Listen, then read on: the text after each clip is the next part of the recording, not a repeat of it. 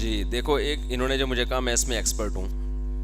Expert ہونے کے دو مطلب ہیں. ایک ہے کہ میں شادیاں کر کے ایکسپرٹ ہو گیا ہوں، یہ غلط مطلب ہے.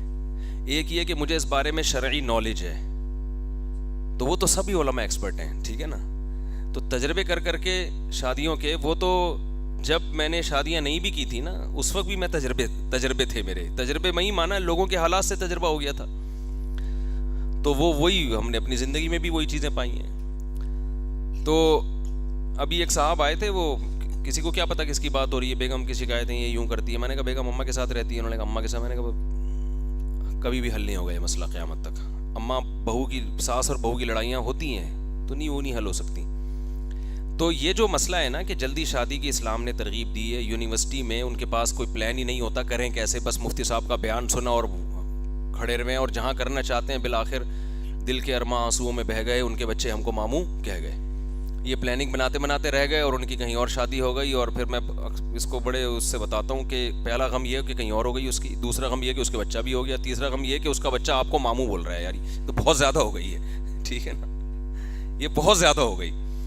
تو دیکھو اس کا میں بیٹھا ہوا ہوں، مجھ سے مشورہ لے لو آ کے. مسئلہ میرے ساتھ یہ ہوتا ہے کہ مجھ سے سیریس لوگ آ کے مشورے نہیں لے رہے ہوتے، وہیں چسکے لینے کے لیے باتیں کر رہے ہوتے ہیں بیٹھ کے. کوئی سیریسلی مجھ سے مشورہ لینا چاہے گا تو میں اس کو پراپر حل انشاءاللہ بتاؤں گا. ہو یہ رہا ہوتا ہے کہ لڑکی کے ابا کو منوانا بھی میری ذمہ ڈالا ہوا ہوتا ہے انہوں نے. یعنی ابھی بیٹھا ہے، کچھ بھی نہیں ہے، خیال آیا یار وہ جو کلاس میں اس طرف بیٹھتی ہے نا وہ بڑا صحیح ہے، بڑی اٹریکشن ہے اس میں نے اس سے شادی کرنی ہے.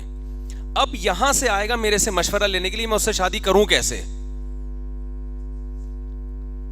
یار میں تمہیں پورا انگلی پکڑ کے ایک ایک چیز، یعنی میں تمہاری شادی بھی میں کرواؤں، پھر تم نے نان نفقہ کیسے اٹھانا ہے یہ بھی میں بتاؤں گا تمہیں، ہے بھائی.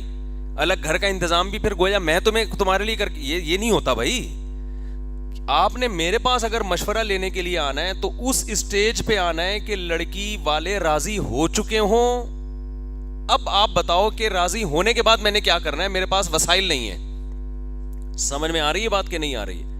تو میں آپ کو ایک پراپر اس کا سادہ سا حل بتاتا ہوں، لیکن اس میں یک طرفہ معاملہ نہیں ہوتا. یہ لڑکی کے ابا کو بھی اللہ سوچ دے تو یہ ہوگا نا. بیان آدھے لوگ سن رہے ہیں، آدھے سن نہیں رہے. لڑکے سن رہے ہیں بیان، لڑکیوں کے ابا نہیں سن رہے. سمجھ رہے ہو بات کو؟ یا لڑکیاں نہیں سن رہی. جب یونیورسٹی میں آپ پہنچ گئے، مکس گیدرنگ کا ماحول ہے، کو ایجوکیشن کا ماحول ہے، تو نکاح کی اہمیت کم نہیں ہوئی ہے، پہلے سے بڑھ گئی. تو بھائی نکاح کو بہت ہلکا لو. یہ جو مسئلہ ہے نا ہمارے ہاں یار، جیسی شادی کی اوف بھائی شادی، اوف نکاح کوئی بچوں کا کھیل تھوڑی ہے بھائی، ذمہ داریاں بھائی، پوری زندگی بھائی.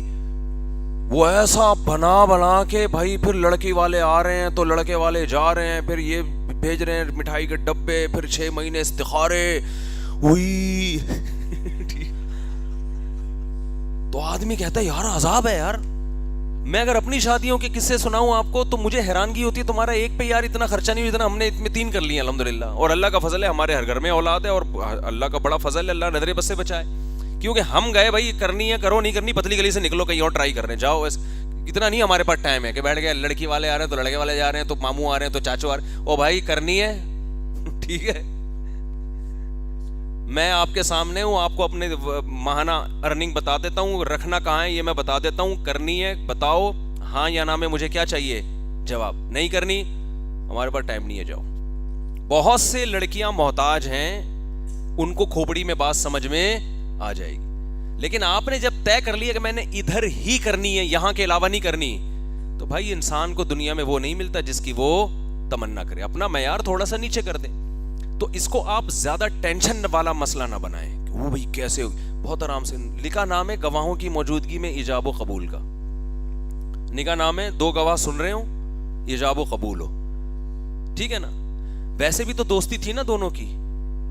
بھائی گرل فرینڈ ہے، وہ آپ کی گپ شپ ہو رہی ہے تو دوستی کو. میں وہاں تفریح کے لیے بھی گلگت گیا تو یونیورسٹیوں سے لڑکے اپنی گرل فرینڈس کے ساتھ آئے ہوئے تھے. تو ایک بندہ آیا کہہ رہا میری گرل فرینڈ کے لیے کوئی پیغام ویڈیو نا. وہ گرل فرینڈ بھی اس کی ساتھ ہی تھی، وہ تھوڑی ڈر رہی تھی میرے سامنے آتے ہوئے.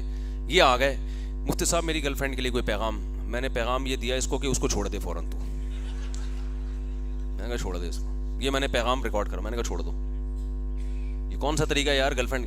اب مجھے ایک بات بتاؤ, یہی گرل فرینڈ ہے یار, 2 گواہ کو بلاؤ, ایجاب و قبول کرو, بیوی بن گئی تمہاری, اس میں کیا جا رہا ہے, کیا جا رہا ہے بھائی اس میں؟ یہ جا یہ رہا ہے کہ اس پہ یہ چیز ابا کی سمجھ میں نہیں آئے گی, یہ جا رہا ہے مسئلہ, یہ لڑکی کے ابا کی کھوپڑی میں یہ بات تو کیوں نہیں آئے گی کھوپڑی میں؟ یار تمہاری بیٹی ویسے ہی بوائے فرینڈ کے ساتھ گھوم رہی ہے, کتنا آسان کر دیا ہے, کتنا آسان کر دیا اسلام نے. ہمیں ہندوؤں کی طرح آگ کے گر 7 چکر لگانے کی ضرورت نہیں ہے, ہمیں کورٹ جانے کی ضرورت نہیں ہے, ہمیں کوئی ٹینشن لینے کی ضرورت نہیں ہے. میں نے تو ایسے نکاح پڑھا ہے, میں لاہور میں بیٹھا ہوں, لڑکا لڑکی کراچی میں بیٹھے ہیں, انہوں نے کہا نکاح پڑھوا, میں نے کہا بھائی میں لاہور میں ہوں, ابھی پڑھا دیتا ہوں, میرے پاس ٹائم نہیں ہے کراچی آنے کا. ہاں جی چلیں, میں نے کہا ادھر ہی گواہ بلائے, ان کو فون پہ میں نے نکاح پڑھا, چل بھائی شاباش, ایسے نمٹاؤ یار, ایک طرف کرو معاملہ. تو اب کیا ہے کہ اب یہ کام کرتے ہوئے لڑکے لڑکی اس لیے ڈرتے ہیں کہ پھر رخصتی ہوگی تو رخصتی نہ کرو. یہ بھی تو رخصتی ہوئی ہے, جو یہ جو گرل فرینڈ اور بوائے فرینڈ گھومنے پھرنے جا رہے ہیں, اٹ از کالڈ رخصتی, ٹھیک ہے نا. رخصتی کی ڈیفینیشن یہ ہے کہ میاں بیوی کہیں تنہائی میں جمع ہو جائیں, پہلی دفعہ بھی جمع ہو گئے تو رخصتی ہو گئی, تو یہی تو رخصتی ہے. تو اس حرام کو حلال کرنے میں کتنا ٹائم لگتا ہے, اور ابا کو بتا دیں, چھپ چھپا کے نہ کریں, ابا کو بتائیں, کیونکہ اس کے پھر سائیڈ افیکٹ بہت زیادہ ہیں. سائیڈ افیکٹ یہ ہے کہ لڑکا جب لڑکی کے باپ کی پرمیشن کے بغیر چھپ کے نکاح کرتا ہے تو 99% کیسز ایسے ہیں جس میں پھر وہ لڑکی کو برباد کر کے چھوڑتا ہے. لڑکیاں یہ بات سمجھتی نہیں ہیں, وہ برباد کرے گا اس کو, کیونکہ وہ اپنی ہوس پوری کرنے کے بعد نا کچھ دنوں میں اس کو لگے گا کہ یار یہ میں نے ٹینشن پال لی ہے, وہ والی جو میرے دوست کے ساتھ جو تھی نا وہ والی وہ زیادہ اچھی ہے, یہ اس کو چھوڑو.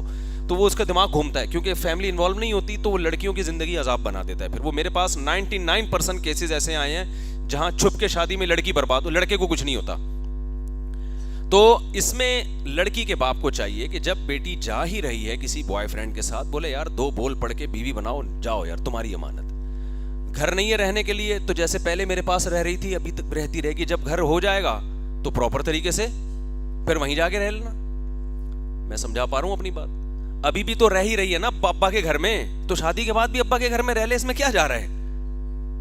ایک چیز حلال ہو جائے گی, گپ شپ ہو گئے, پھر وہ دونوں خود بھی آپس میں طے کر لیتے ہیں کہ ہم نے کیسے رہنا ہے, کہاں رہنا ہے.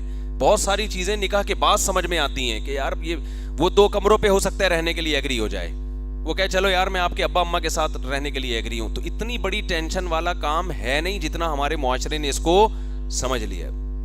جاب لیس بھی ہو پھر بھی ہو سکتا ہے. وہ جو مکھنچو معذرت کے ساتھ وہ جو گھماتا پھراتا پھر رہا ہے اپنی گرل فرینڈ کو, وہ کون سا جاب پہ ہے, اور گرل فرینڈ کون سا فری میں جائے گی آپ کے ساتھ, کچھ تو خرچہ اس پہ کرنا پڑے گا نا.